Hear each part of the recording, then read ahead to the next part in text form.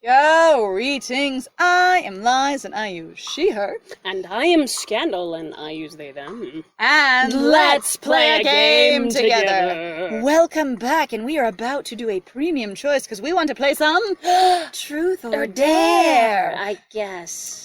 For reasons. For reasons. Honestly, the only reason we want... So I will admit fully, this is a metagame run because it tells us what the premium choices are, and Kohai wants to be as much with Asra as possible. And so if based the premium the metagame choices, being like premium equals more romantic, more intimate. yes, supposedly. Premium, as far as we understand, equals more knowledge or connection or intimacy or romance with the main character. Whether it's more backstory, someone sharing something cute about them, smoochy times, whatever it is. So we're doing all of these, and as per our agreement with Nix Hydra, we will be entering cover-up art zone, and since we are not allowed to actually read anything they've written in verbatim, we're going to be ad-libbing. Yes. So we will give you the gist, and hopefully some good comedy, of what's going on in the scene. Yes, and then also our cover-up art is done by Draconisha.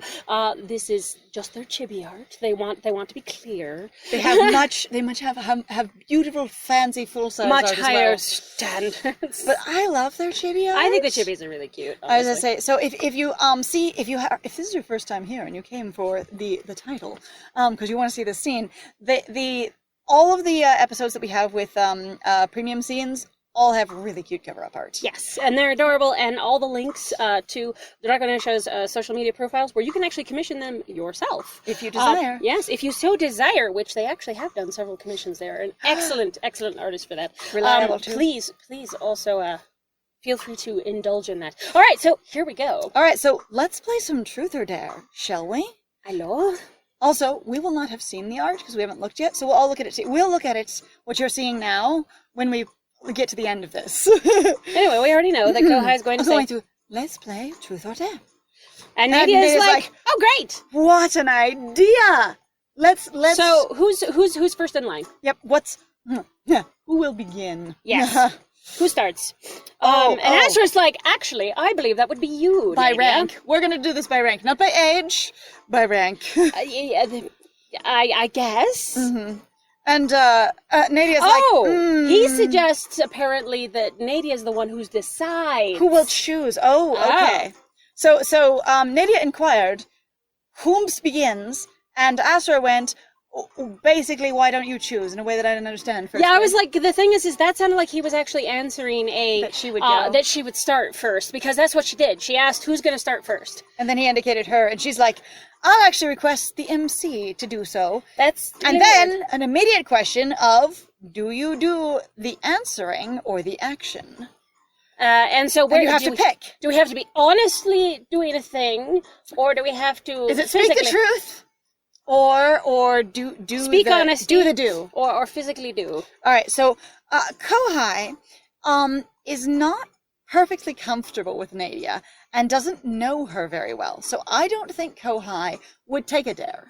I don't think Kohai. I mean, everyone knows the name of the game. Yeah. I don't think Kohai would be confident that Nadia would do something they're comfortable with. Well, and I was also going to say that makes a lot of sense to me, because so one of the big characteristics of dare is really trusting that somebody's not going to hurt you, and if you don't know someone, you run a much higher risk of them choosing something that's way outside your comfort zone. Yes. Because they don't know what your comfort zone is either, and if they know the basics, sometimes they deliberately try and push it. Yeah, which sucks. All right, so we're gonna say speak the truth. So Kohai is like, I'll tell you an answer, an honest answer. Oh. And then, oh my God, Nadia's like, okay. Us to our opinion as to the big picture that we just viewed on the wall. She wants to know what our opinion of Lucio's picture is. And, yep, she is affirming that it is indeed the big picture that we saw, because that's what I was guessing. So, because honestly, I guess that could have meant anything, but it's like... she indicates physically that it's that specific picture that we've seen before, right, in case we didn't know. And the MC, Kohai, decides to be a little bit dramatic about it, like, I'm considering... Snob. Yes, very serious. Like, just gently holds their jaw and just... and peruses the visuals very strongly. Yeah, this sounds very much like I'm doing basically very theatrical art snob. Yes, it's very cute. And we get a good look at the picture, and there is... And Kohai verbalizes a noise of thinking very dramatically, very thoughtfully, where it's very pronounced. Yes. As we get to and do we think again. Basically... It's in poor taste or well done? Or well made? I would say poor taste, basically, and artful. Yeah. So we have to choose between two options. There's a lot of options in here. There's actually... So honestly, one of them sounds like it's referring to the actual structure of the painting, like how it's made, how it's rendered, and the other one sounds like it's talking about how it is in the room, like as a piece of decoration. I don't think so. No? Because you really can look at paintings and go, "Ew, that's tasteless." Oh, okay. To me, I really just think that it's directly do you think this painting is tasteless, gross, overdone, kitschy, because not campy? Right, kitschy. And or do you mean that it's glorious, amazing, awesome, awe-inspiring? See, and I feel like I know Kohai isn't deeply naive, but nonetheless is sheltered. I feel like, despite being playful about it, I feel like Kohai would be looking more at the content, like the painting itself, rather than the sort of composition, if that makes sense. Right. So instead of going, there's a man sort of peacocking and standing on a horse skull, etc., and possibly creating an extremely flattering and dramatic and theatrical picture of himself, it'd be more like, how is this rendered? How is the lighting? Does all of it overall visually pleasing? Well, that's also the other thing too. I don't think Kohai has a lot of basically what would you consider to be art education at all. So in that way, it would be also just like, if you only have those two options, like that would be, I'm addressing the picture. What's wrong? The picture looks great. Why would it be? And so I think it would be more of an experience of, if we were talking about Lucio himself, we might say a little overdone. But if we're talking about the painting on its own, it's pretty. But it's also at the same time, it's kind of like you have no access. We don't know him. Yeah. And we only So have that's also a brief amount of other people saying that basically this doesn't really look like him. Right. And it's very only been introduced since this room. But as far as I could tell, all the paintings are overdone because you have freaking animals in the eatery area. So who the dining room. The dining room thing. Dining hall. The dining hall. The banquet hall. All right, so we're going to say it looks fine. Yeah, it looks fine. It totally looks fine. It looks gorgeous. We will answer that it is a well done painting. And there is, oh my gosh, the ghost giggles. Actually, it's just sort of like, ha ha ha, I'm superior, correct. Yes, from up in the top of the room. Smug little giggling, basically. Definitely smug. Yes. And it just sort of travels up to the top of the room, which is hilarious. And then Nadia's just like, I believe my husband has the same opinion, or at least providing... In the past, he totally would also have this opinion. Yeah. Which is really funny, because that's not at all how I read that. Because I imagine, again, your character has no skills, so, this wouldn't necessarily mean anything to you. Again, if you'd come here for the first route, it's like, why wouldn't you say that it was a pretty painting? Pretty painting. In the same way that she asks you your opinion about the painting in the dining hall, even in the prologue, and you get an option to say what you think of it, whether it's creepy or interesting or pretty. Yeah. This is a thing she does. She asks you, the MC, to assess art. Which is really funny because she's not asking about the art. It's really funny. It's basically a weird way to go, what do you think of Lucio, I think? Because every single time she keeps having this response, and I'm like, she's like, oh, my late husband was very tacky. And I'm like, actually, as far as I can tell, there's nothing about him that is really grossly overdone. In regards to grossly, quote, overdone, which is an opinion. Yes. Like visual novel characters, Lucio is not one of them. No, because everybody's got a lot of details and flash to them. Yeah, the color palettes are warm, the costumes are lush. Nobody I don't understand. Is subtle. Yeah, I'm like, what are Nobody's you talking subtle. about? Muriel is the most subtle, and he has a spell helping him. Oh, yeah. Well, and that's one of those things where you're just like, what are you talking about? What opinion is this? So Nadia believes that Lucio definitely would share your opinion. Then Asra actually explains that the painting that we're talking about was indeed one of his Most particular favored ones. And then his, that it was actually that Lucio himself was very. I think the thing is, his term is he's trying to be polite about saying vain, which is really funny because I would be like, but Asra, you're here with Nadia and Kohai, and as far as you could tell, Nadia doesn't like her previous husband. So why would you basically be? That sounds too polite. Why would you hedge a little bit instead of just being like, he was super vain in constructing and commissioning this? Like, heck yeah. He was totally being self-glorifying. Because the Astros were literally describing it as that Lucio was quite a perfectionist, really had exact details he wanted himself to be portrayed or rendered as. Yeah, like he was like, I need to look like exactly this. Because I'm like, why wouldn't you say he's just picky or he's vain? Mm-hmm. You know? And then Nadia comes in and is like, she isn't confident what he was going for with this painting. Like, what his goal was. Okay. But she also sees it as a contradiction. Hang on. Huh. She is basically a YouTube movie / media reviewer. In the moment, like, she is actually. So I'm gonna call us out. She's pretending that she's us. Though I would like to think that we try to fill in the background as to why, other than going, oh my god, they just didn't think about that, blah blah blah. So we try to explain our reasons. But the thing is she really is just like, oh. Well, so I can't believe in this particular shot that he would ever fucking be wearing clothes like that. Like, in that setting. And you're like, dude, it's a fucking picture. But she is definitely having a critique opinion. Again, not of how the painting was rendered or sort of like even the way like the composition was put together, but very much of here's the content you chose. This setting and these clothes. What the heck? Which is hilarious. Which is kind of funny. And it also literally leaves you with no cultural value as to what the fuck, like, her people even necessarily care about, unless that potentially is. What's really funny is she suggests that the clothing that he's wearing there, which of course we saw the painting in the last episode, and you see it frequently throughout the run, or at least throughout the game, because it's in all the runs, and the prologue.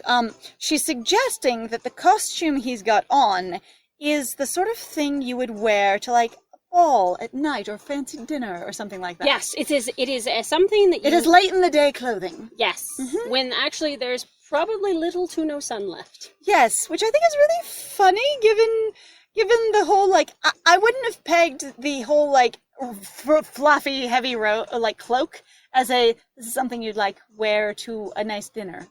Honestly, I wouldn't really. I'd like, because the thing is, okay, so based on both of his outfits that we've seen so far, so metagaming slightly, that doesn't work for me either, because both of them seem, quote, almost the same. One of them is just a white version of the red one. Yeah, it's true. Anyway, then she suggests that if, oh my gosh. So she does suggest that, if maybe it did make people feel so much better about themselves because, he was out clearly winning all those fights in elevated shoes. Wearing stilettos. Oh.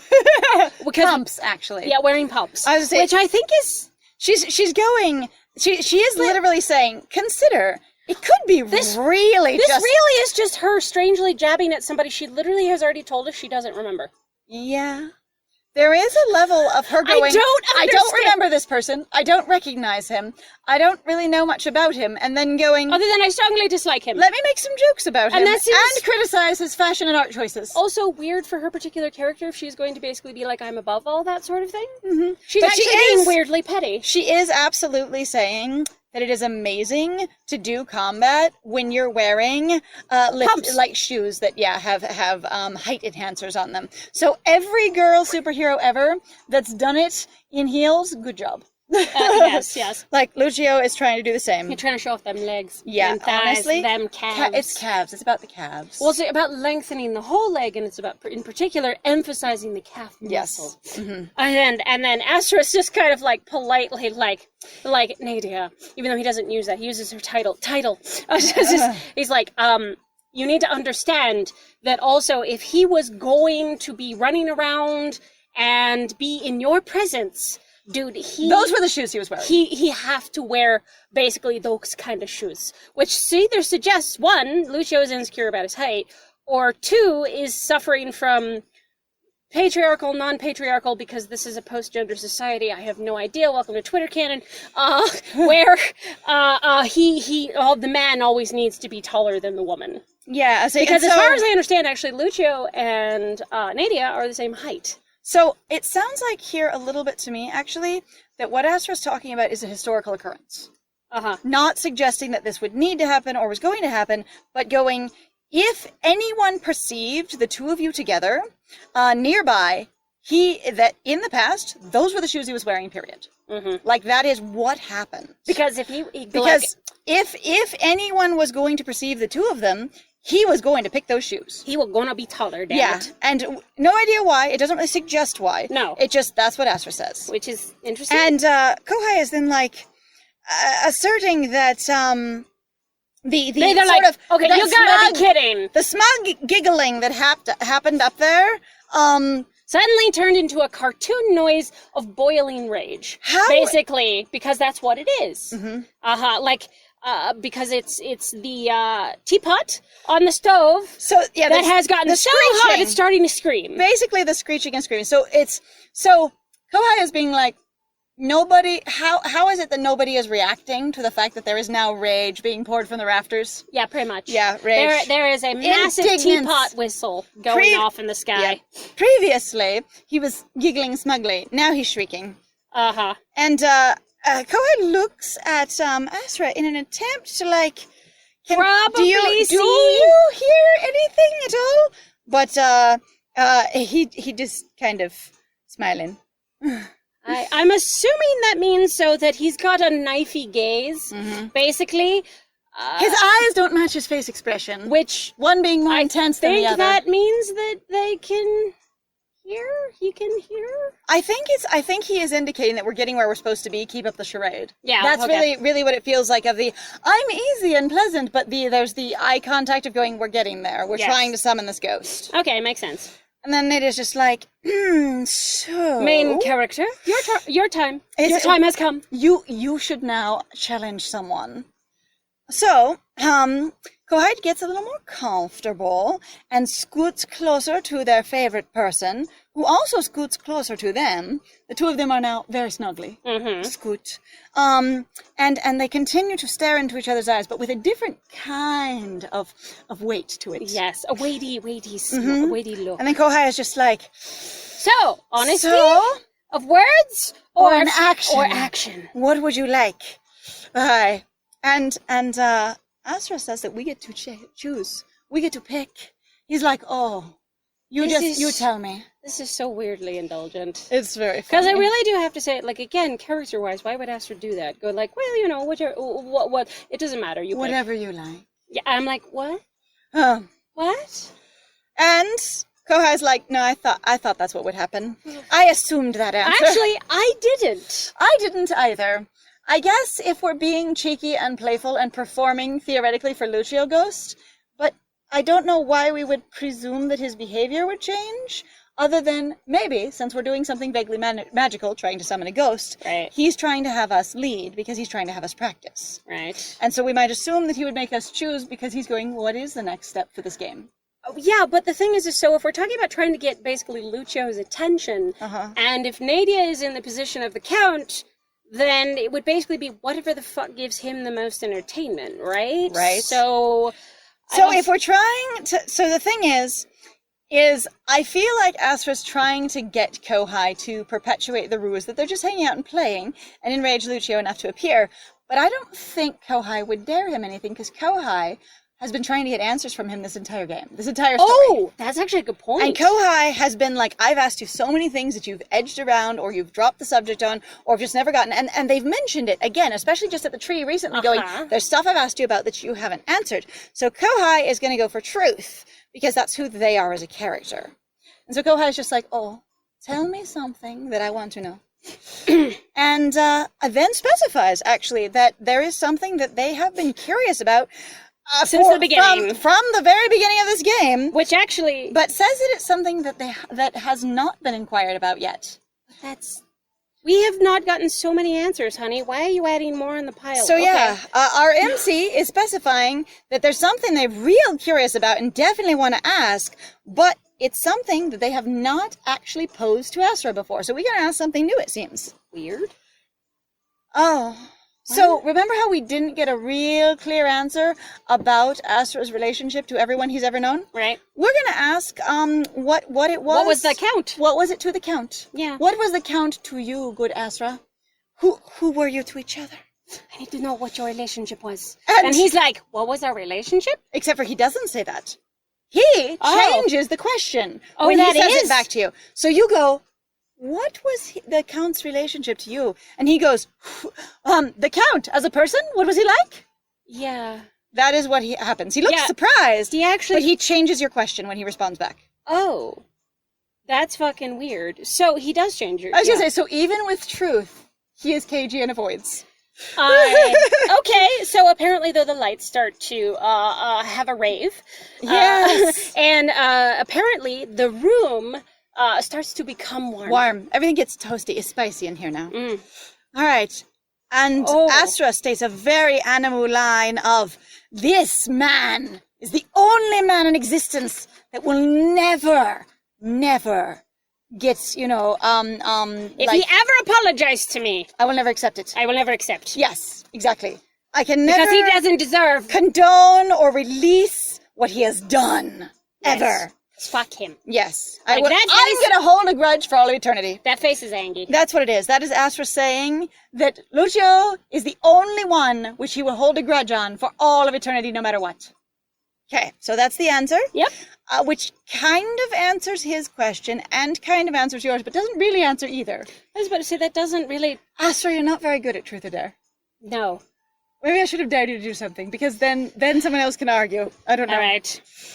And also, Astra specifies... Oh, he's Sephiroth. That and Cloud. Because with the statement that he's just said of holding a grudge forever, it is... No. So he's basically... Okay, so what he's done here is, like I said, so he's done the Sephiroth and Cloud thing, where, and therefore, so he will never be a memory. I hate you so much, you will always be in my head. Yep. No matter what. And you will never disappear. No matter how long it is, you will never leave my thoughts. You will never fade. You will never disappear into the live stream. I will keep pounding away at your presence. I will hate you so hard that even if I forget everything else in the world, not you.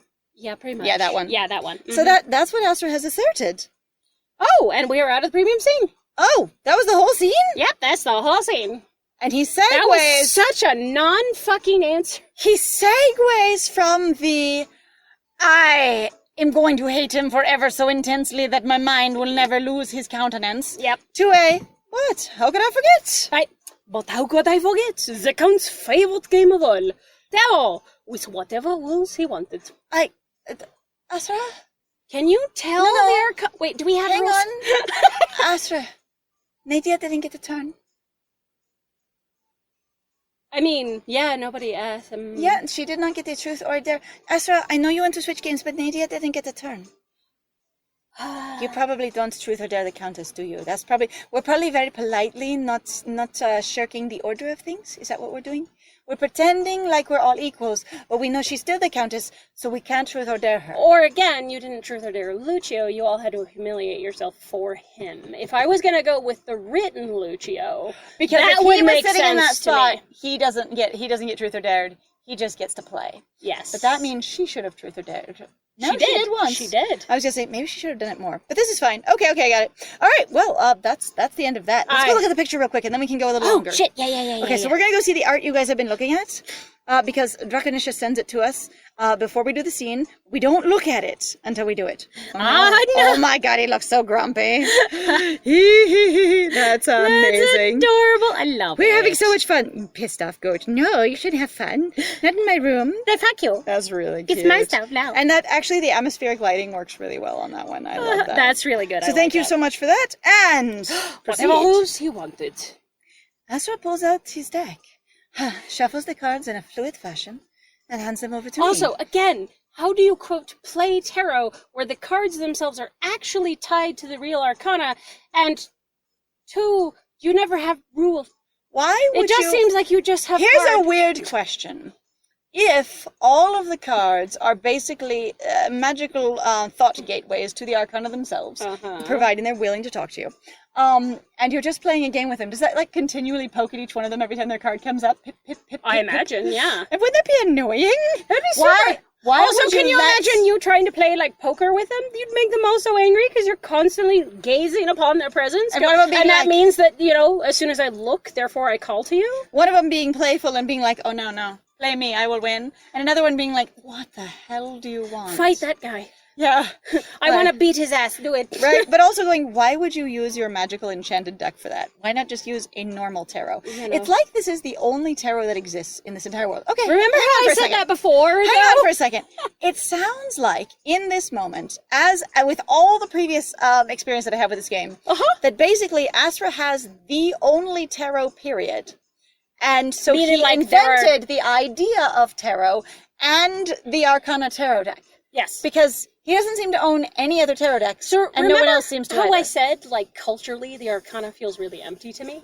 Because, like, one of the big things is I'm like, okay, well, if the Arcana are this big of a deal and, you know, whatever, or are they big of a deal? What do we know about magic? We know nothing about the magic. We don't know what their belief systems are in regards to how they think about magic, how different cultures respond to magic, how people interact with the Arcana, if they are these important, big, huge, giant figures, especially if somebody like Lucio, who clearly came from somewhere else, and they still haven't said where he's from.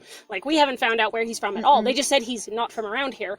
So that means that he also knows about the Arcana, which means you guys actually have different beliefs in regards to the Arcana, and that means that a lot of people have different access to the kinds of the Arcana because he has access to the devil. Like, Unless what the fuck? we are suggesting, again, that basically Asra made some boo-boos in his previous life, and he's the one that told all of them about the Arcana, and thereby accidentally strengthened all their connections with their prime Arcana, and I assume Lucio didn't have access to the devil at all until he came here and met Asra. Yeah, I don't know. Like, the That's devil any was still number of tied things. to him because of, you know, affinity, but no access. Anyway, Asra pulls out his deck, shuffles the cards in a fluid fashion, and hands them to me. Past, present, and future. Why don't we each turn over one? I guess so. Okay. I let the deck pass through my hands. I am surprised that at this point Nadia has said nothing. She didn't respond to the game changing. She didn't respond to Asra's infinite grudge on Lucio, and the fact that she remembers nothing about Lucio, but And also- has no interest in Asra's intense hatred for him. Remember how she said all, in the very beginning, though, too? Like, she's like, I don't know what any of Lucio's games are. And then she'd be like, wait, how do you play this game? Or What is going, past, present, and future going? How is this his favorite game? What is past, present, and future? Especially since at this point, definitely nobody seems to have a deck of cards and know what another deck of cards is other than the tarot deck again, that Asra has. as far as I can tell, one of Lucio's favorite games is playing with Asra's deck with Asra, because the deck is never anywhere without him before we existed. And we didn't know Lucio, so it wasn't playing with us. Well, at least we assume. Asra's fucking not answering the question. We may or may not have known Lucio. It's been not. We can neither confirm or deny knowing Even that man. based on all the other routes, where it's like, he killed you, but we didn't actually say if we've really run into him But / met him. interestingly, right now, I have just become aware, as I said, that for this to be one of Lucio's favorite games, it would have to be something he played with Asra all the time, because that's the only person he could play it with. Because no one else ever has the deck. Yep. So, Which is that's interesting that, again, clearly, as Asra said, the three of them all got along at some point. So her marriage didn't go bad instantly. Oh, I guess. Okay, so we haven't really said anything about when Julian showed up. So we really can only say, basically, at least Asra and Lucio apparently spent a shit ton of time together. Then he said that Nadia was there, but we did miss a fourth person because he said Julian. Julian was there as well. Julian was implied. He wasn't directly said to be there. Yeah. Because we're like, we just don't have a fourth So person. in the past, the four of them did some hanging out together in any number of combinations. Yep. And definitely, Nadia, Asra, and Lucio all used to get along with each other in a group. Yes. Yes. All right. Breathing. But the fact that Nadia has said nothing about Asra's declaration towards Lucio is very interesting. Yeah, I don't get it either. That feels weird, especially given I'm trying to remember Lucio, trying to have some connection to him at all, and I do, even if I feel like I loathe him despite not knowing why, you know? Breathing deeply before I lay 3 cards upon the bedspread. Countess, would you like to choose first? Kind of just want to fan the entire deck and hold it out like old maid style and let you pick from there. Yeah, because it doesn't matter. So I think the thing in this case that was funny with Nadia going like, it just being like, okay, so she's picking past, right? Mm. Because I think that's how it works. I love the fact that he's not actually explaining who's picking what. He's just going, you pick a card. It's called past, present, and future. But honestly, as far as I understand, you can start it at any point. Additionally, again, it was Lucio's favorite game with any rules he chose, and the ones I guess I'm saying right now are past, present, future. Let's do that. Right. I'm also like, again, how do you have rules with the Arcana? Again, going, you can't match them. Most card games require more than one copy of anything. So we're not really playing games so much as I think he's having you read different types of fortunes over and over and over again. You know what makes me giggle? Huh. They don't have any other cards. As far as I can tell, the Arcana deck is just there are no other decks of cards. Of major Arcana, period. There is no other, there's no minor Arcana. There's no, like, 5 of Cups. Mm-mm. There's no, like... The minor Arcana don't exist. Yeah, 3 of Swords. Yep. No. So he's probably got, what, like 12 cards in his deck? It's small. It's very small. That's a small deck. Like, that's pretty tiny. Maybe they're very chunky and thick to make you bulk it out a little bit. You know, like made out of really heavy cardstock. Really wood. The wood panel. Oh, wood panel. Wood panel painting cards would be so great. Just really well sealed, very gently smooth clicking edges. That would be an experience. I would vote for that, or like something ridiculous, like made out of ivory or something like that. Wow, you could. Wow, that'd be fucking bonkers. Anyway, let me see. She leans over my shoulder because I guess she is kind of behind me, even though I scooted up super close to Asra, and considers the card seriously. You're supposed to be short. But, like, we're all sitting on the bed facing each other, and I scooted over to sit next to Asra, real close to him. Yep. So, how is she behind me? How is she leaning over my shoulder? I think she's probably leaning in front of me, like, did you, like, shoulder. turn around to face Asra? Like, was that the problem? You scooted closer, but also turned to face him? Maybe? That seems so... I think they forgot how we're sitting. I think they did. Anyway, because you're in a triangle, technically, but now you've moved the bottom closer towards, so it's actually a line. Yeah, so it's like both of you are sitting and facing Nadia now, unless she moved somewhere, which as far as we know she didn't. And so she could be closer to Asra's side, but obviously she's now closer to your side, but you scooted away from her. How is she leaning over your shoulder? At any rate, we're going to have to figure out how she does that and or what card she chooses in the next one. Whee! Oh my god. So thank you very much, everybody, for joining us. We really appreciate it. Yes. We also love having you here, so please feel free to like, comment, subscribe, help us out with the algorithm, and for those of you who have, it's been fantastic. We love all the people that have showed up and talked about their experiences with this game, but again, keep it spoiler-free in relation to, for other people as much as you can. If you will, in the comments. Or again, like if you can black it out or whatever. Also, try not to spoil the game that we haven't played. So as far as you remember, we've only played Julian and Nadia, and now we're doing Asra. So, yeah. And also, please feel free to check out our Ko-Fi, Patreon, and our Twitch. There are links in the description down below. Please also feel free, again, to go check out Draconisha's work. Yes. All their links are in the description. Again, if you'd like to commission them, that would be awesome. And I have been Scandal. And I have been Lies. And it was great playing with you. Bye!